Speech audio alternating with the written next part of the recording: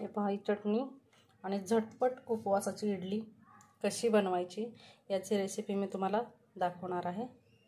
खूप छान मऊ, हे बघा किती छान जाळी सुद्धा पडलेली आहे या इडलीला आणि भिजवायचं टेन्शन नाही, पीठ आंबवण्याचंही टेन्शन नाही। झटपट 30 मिनिटात अर्ध्या तासात तुम्ही ही इडली बनवू शकता। चला तर रेसिपीला सुरुवात करूया। नमस्कार मंडळी, माझ्या चॅनलमध्ये सर्वांचं खूप खूप स्वागत आहे आणि चॅनलवर नवीन असाल तर चॅनलला सबस्क्राइब करा। आज मी तुमच्यासाठी घेऊन आले झटपट बनणारी मऊ लुसलुशीत अशी उपवासाची इडली। त्यासाठी आपण पीठ भिजत घालणार नाहीत किंवा वाटायची गरज नाहीये। अगदी झटपट बनणारी इडली तुम्ही कधीही बनवू शकता, केव्हाही। फर्मेंटेशन करायची गरज नाहीये। आणि उपवासाच्या इडलीसाठी मी साहित्य घेतलेलं आहे। हा आहे भगर, त्याला बरईचे तांदूळ पण म्हणतात। हे मी 1 वाटी घेतलेले आहेत आणि हा साबुदाणा या चमच्याने मी 4 चमचे घेतलेला आहे। 1 वाटी भगरला 4 चमचे साबुदाणा आणि याच वाटीने 1 वाटी दही घेतलेला आहे। चला तर रेसिपीला सुरुवात करूया। त्यासाठी मी शाबू मिक्सरमध्ये थोडासा जाडसर वाटून घेते। जास्त बारीक नाही करायचा, जाडसर वाटून घ्यायचा आहे। मी जाडसर असं वाटून घेते। हे पहा शाबू वाटला आहे, यातच मी भगर घालते आणि जाडसर अशी पावडर बनवून घेते याची। हे पहा मी या पद्धतीने पावडर बनवलेली आहे आणि याच पद्धतीने पावडर बनवून घ्यायची आहे। जास्त जाडसर पण नाही आणि जास्त बारीक पण नाहीये, पाहू शकता तुम्ही।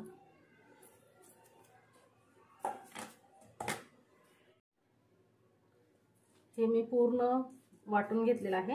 हे पहा, आता यात दही घालूया। दही जास्त आंबटही असायला नको, फ्रेश दही असलं पाहिजे। 1 वाटी दही मी सगळंच घालते यात आणि याला छान मिक्स करून घेऊया। आणि माझ्या सर्वच रेसिपी तुम्हाला कशा वाटतात नक्की कमेंट करून सांगा आणि त्यात काही बदलही करायचे असतील तरी सांगा, मी नक्की ट्राय करेन। त्याला छान मिक्स करून घ्यायचं आहे।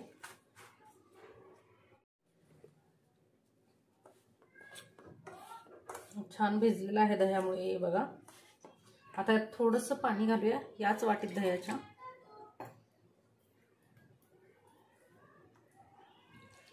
आणि घालूया। पाणी तुम्ही जसं लागेल तसं घालू शकता, जास्त पाणी घालायचं नाहीये कारण मग पीठ पातळ होण्याची शक्यता असते आणि पीठ पातळ होऊ द्यायचं नाहीये आपल्याला, कारण झटपट इडली बनवायची आहे। अजून थोडंसं पाणी बसेल, त्यासाठी मी थोडं पाणी घालते आणि तुम्ही तुमच्या सोयीनुसार, वेळ असेल तसं वेळेनुसार तुम्ही अर्धा तास भिजत घालू शकता किंवा 15 मिनिटही भिजत घातलं तरी चालेल। जास्त वेळ ठेवायची गरज नाही आणि 1 तास जर भिजवलं तर मग तर खूपच छान, खूपच मऊ आणि लुसलुशीत इडली बनते। हे बघा, बॅटर बनवलेलं आहे मी असं। जास्त पातळ नाही बनवायचं आणि घट्टच झाले तर नंतर आपण आणखीन पाणी घालू शकतो। थोडंसं पाणी घालते मी, अजून 2 चमचे।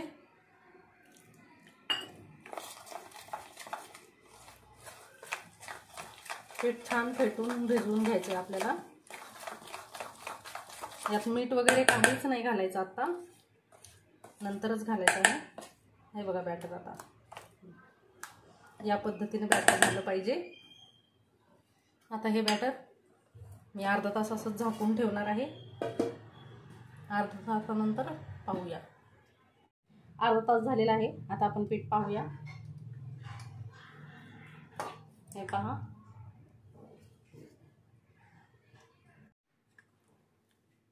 हे पहा पीठ फुललेलं आहे। बरईचे तांदूळ पण छान फुललेले आहेत। आता यात घालूया आपण चवीनुसार मीठ।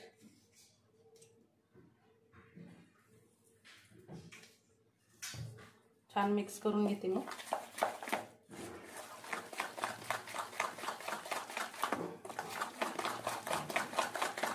छान फेटून घ्या असं, म्हणजे इडली कशी मऊ आणि लुसलुसीत होईल. 5 मिनिटं असं फेटून घेते मी. नंतर आता आपल्याला पाणी घालायची गरज लागलेली नाही बिलकुल. हे पहा, आपल्याला असेच कन्सिस्टन्सी हवे. हे पहा, आता इडली पात्राला तेल लावून घेते मी.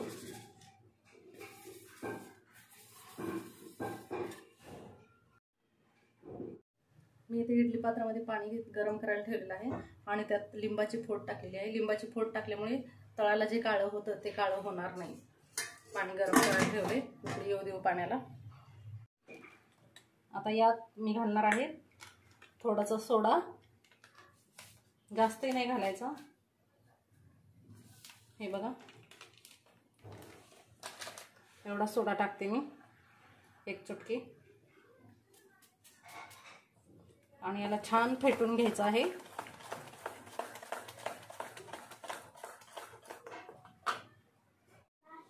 हे पहा, इडलीचं पीठ तयार झालेलं आहे.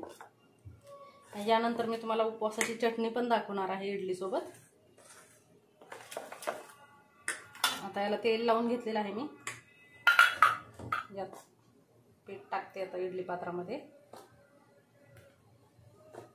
सोडा टाकल्यामुळे इडली छान फुगते आणि हा उपवासासाठी छान ऑप्शन आहे. कारण तळलेलं शाबू वगैरे खाऊ वाटत नाही सारखंच. आणि आता ह्यावेळेस महाशिवरात्री आणि एकादशी लगट आलेली आहे, त्यामुळे छान ऑप्शन आहे हा इडली. आणि वयस्कर जी लोक आहेत ती पण खाऊ शकतात. एवढी मऊ आणि लुसलुसीत छान इडली होते. त्यामुळे नक्की ट्राय करा आणि ट्राय केल्यानंतर कशी झाली ते मला नक्की सांगा. हे बघा, 12 इडल्या झालेल्या आहेत आपल्या. 1 वाटी वरईचे तांदूळ घेतलेले आपण आणि 4 चमचे साबुदाणा घेतलेला होता. त्यामध्ये 12 इडल्या होतात. पीठ मी इडली पात्रामध्ये घेतलेलं आहे. आता इडली आपण कुकरला लावून घेऊया. इडली कुकरला लावून घेते मी. छान उकळी आली आहे पाण्याला. आणि लिंबू टाकल्यामुळे बघा पाणी थोडंही हे होत नाही, म्हणजे काळं होत नाही बुडाला.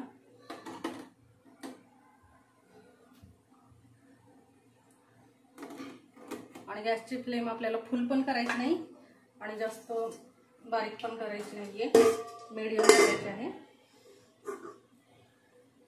मीडियम गॅसवर आपण आता 10 मिनिटं इडली वाफवून घेऊया. इडली तयार होते तोपर्यंत मी तुम्हाला चटणीची रेसिपी दाखवते. खूप मस्त आणि टेस्टी चटणी बनते ही. हा आहे ओला नारळ. ओला नारळ मी फोडून फ्रीजमध्ये ठेवून देते, त्यामुळे थोडासा असं सुकल्यासारखा वाटतोय, पण ओला नारळ आहे. आणि ओल्या नारळाची चटणी खूप छान बनते. त्याचे मी काप करून घेते, छोटे छोटे असे काप करून घ्यायचे आहेत. मी सर्व नारळाचे काप करून घेते. हे पहा, मी नारळाचे काप करून घेतलेले आहेत छोटे छोटे. आणि चटणीसाठी साहित्य पण खूप लागणार नाही आपल्याला. त्यासाठी मी नारळ कट करून घेतलेला आहे आणि सुक्या लाल मिरच्या घालते 3. यामुळे कलर खूप छान येतो चटणीला. चवीनुसार मीठ घालूया आणि टेस्टसाठी फ्लेवरसाठी हिंग थोडंसं. जर तुम्ही उपवासाला हिंग खात नसाल तर नका घालू, मी घालते थोडंसं फ्लेवरसाठी. आणि थोडे जिरे, जिऱ्याने पण खूप छान टेस्ट येते. आणि आता याला असंच वाटून घेते मी, पाणी नाही घालणार आताच. हे पहा, चटणी वाटून घेतली मी आणि आता थोडीशी साखर टाकते. बघा, ही अशी वाटून घेतलेली आहे. पहिल्यांदाच पाणी घातल्यानंतर कसं होतं मग बारीक वाटलं जात नाही नारळ वगैरे, त्यामुळे आता पाणी घालूया थोडंसं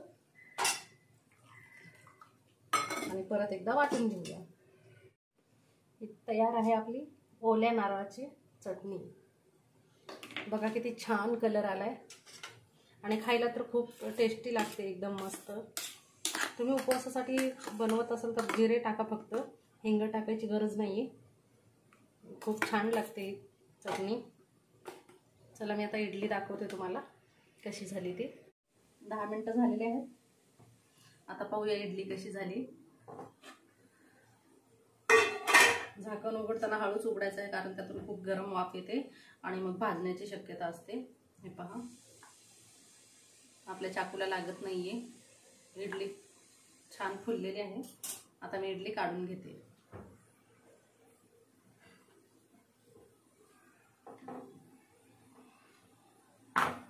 सर्व इडली मी काढून घेते.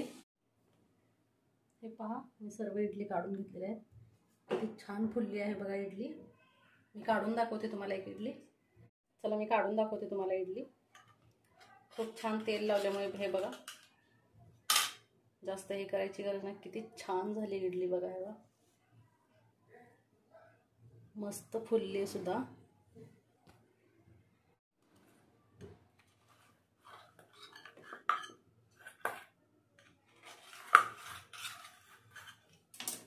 हे पहा, खूप छान बनतात ह्या उपवासाच्या इडल्या. तांदळाच्या इडलीपेक्षा सुद्धा खूप छान असतात आणि खायला टेस्टी पण लागतात. हे पहा इडली कशी झाली आहे बघा. आतून पण खूप मस्त जाळी आली आहे इडलीला. पाहू शकता तुम्ही, खूप छान झालेली आहे इडली. तर माझ्या पद्धतीने उपवासाची इडली रेसिपी नक्की ट्राय करा आणि तुम्हाला रेसिपी कशी वाटली नक्की कमेंट करून सांगा. धन्यवाद.